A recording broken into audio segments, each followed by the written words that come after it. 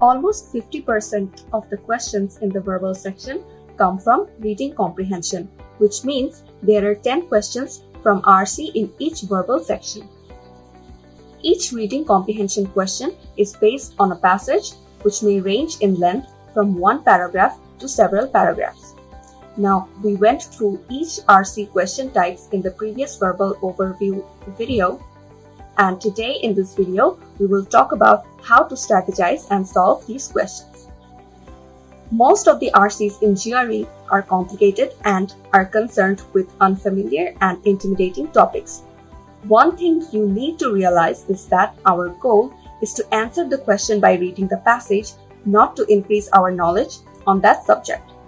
So the first step would be to read and analyze the passage carefully before looking at the question.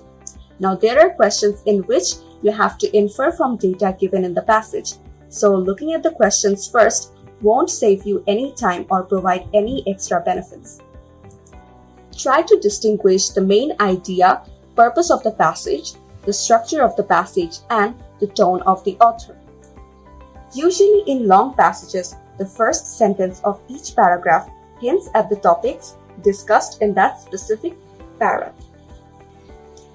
The introduction and conclusion of the passage are also very important. So as you read the passage, read strategically to determine the position taken by the author, identify the argument and its conclusion, and note how they are supported or refuted. Identify trigger words that signify important shifts in ideas. Make sure you understand the question that's being asked. Sometimes in the multiple choice questions, you will have sentences directly copied from the passage itself. Just because the information is true doesn't mean this is the answer. And also, don't be misled by answers that are partially true. So read the questions very carefully. Predict before evaluating the answer choices. So remember to make a prediction and then move on to evaluating and eliminating obviously incorrect answers. And finally, do not rely on outside knowledge. Usually in the question where you're asked to imply, infer, or suggest, the answer to that question is not explicitly given in the passage.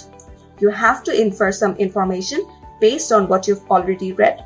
So in this case, do not rely on your own views or opinions. Strictly follow the passage.